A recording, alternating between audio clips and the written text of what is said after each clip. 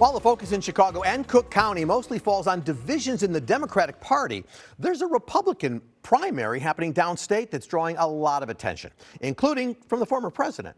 Failed candidate for governor Darren Bailey wants to take his brand of politics to Capitol Hill. He's trying to unseat five-term incumbent Mike Bost. Now, Bailey has long railed against establishment politicians traveling to events to support Donald Trump and defending the presumed presidential nominee's actions on January 6th and against other legal cases. But Trump endorsed Bost instead. Still, Bailey has the support of other right-wing members of Congress, including Mary Miller and Matt Gaetz. Patrick Finkston is the author of The Illinois, and he joins me this morning to talk about that race and more. Happy St. Patrick's to you, Patrick. Happy Me Day. Exactly. Happy You Day. So let's talk about the Bost versus Bailey race. So Bost gets Trump's endorsement, and talk about how that race is looking and whether the Trump blessing gives him the edge he needs. I think the expectation was that whoever got Trump's endorsement, and remember, this is Southern Illinois we're talking about. This is like Kentucky, not in Chicago the suburbs anymore. This is the southern third of the state. The assumption was that the Trump endorsement was the golden goose in this race. There was a new poll that came out last week that showed Bost leading Bailey by 6. It's essentially a mostly new district for Bost because of the gerrymandering and redistricting that he was first on the ballot for a lot of that district in 22.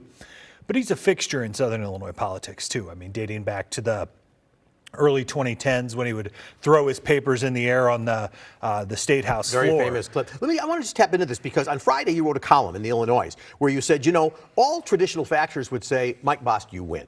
But you said not so fast, and that was an interesting column. So talk about that. So that poll that we talked about showed that Bost and Bailey were essentially tied among Trump voters. What gave Bost the edge in that poll that was done like right around Super Tuesday was Haley voters. And Haley voters were breaking huge to Bost. The question is now, will those Haley voters be staying home? And if they're staying home, they're not voting for Mike Bost. So it's possible that this race is a dead heat or a point either way. And if turnout is as bad as we think it's going to be, it makes it a complete toss-up going into election day. It's also interesting from the sort of Trump-related factor, and you reported that Darren Bailey did a hit with Steve Bannon. And you're in Trump world when you're doing that. And in fact, Bailey also gave himself another $55,000 this past week. So your sense of Bailey's strategy here, and does it work in the end? Bailey is such a different congressional challenger. If you look at these suburban races, Bill Foster's challengers, Sean Casten's challengers, they are not known commodities by any means of politics. This guy was on the top of the Republican statewide ticket and cleaned house in Southern Illinois in 2022. So this is a completely different dynamic for an incumbent versus insurgent race. So essentially, he's bringing a completely new ground game than you typically would see. And even though he's been outspent probably 2 or 3 to 1 on television by now, it's hard to imagine that Bailey's already tight-knit, well-bound group of supporters isn't going to come out heavy for him. But by the way, his campaign does say he's leading in the polls. That's according to his polls. Do you take that with a grain of salt? I think they would tell you that their latest tracking is probably within the margin on a point or two. I don't know that that's official, but they're thinking it's really close. All right, let's talk about Illinois Senate District 20.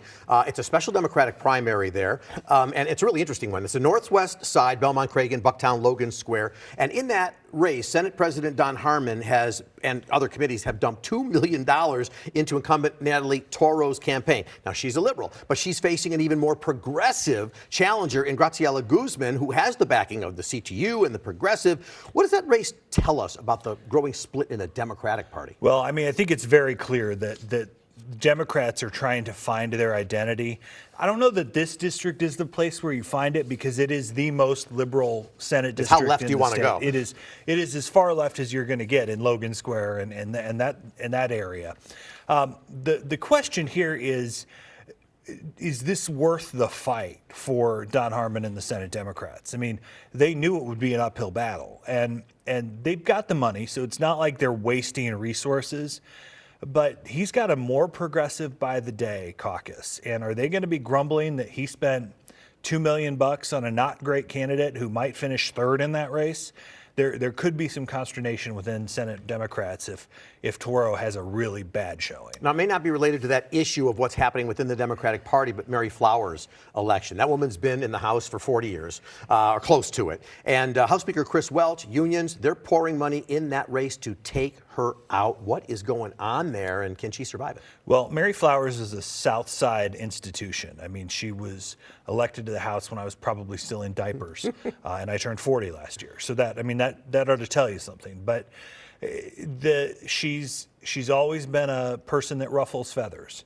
She's never been a favorite of leadership, even if she was in leadership. Last year, she got kicked out of leadership. She got banned from House Democratic caucus meetings. She said some unsavory things to a staffer, and it led House Democrats and Speaker Welch to try to bounce her. And they've pushed close to $2 million into Michael Crawford's campaign at this point. He's a dean at the Chicago School, but his message has been essentially, Mary Flowers bad.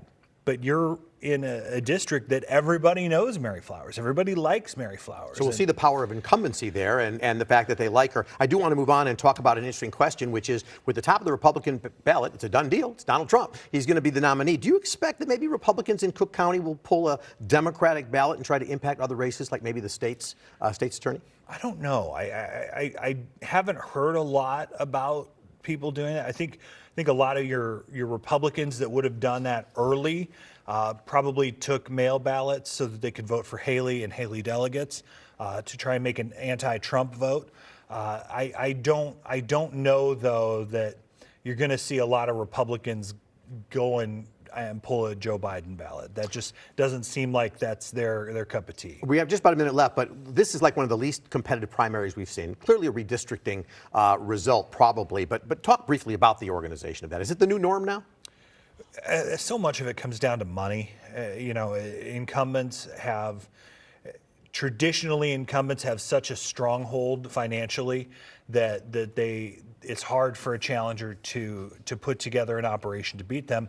We have an early primary in Illinois where it's March, and it's hard to knock on doors in the middle of the snowstorms and cold days in January and February, and it's always been difficult. Add the fact that these races aren't competitive in the fall, it makes it tough. All right, come back and talk about the Bears. Happy St. Patrick's Day. Always good to see you.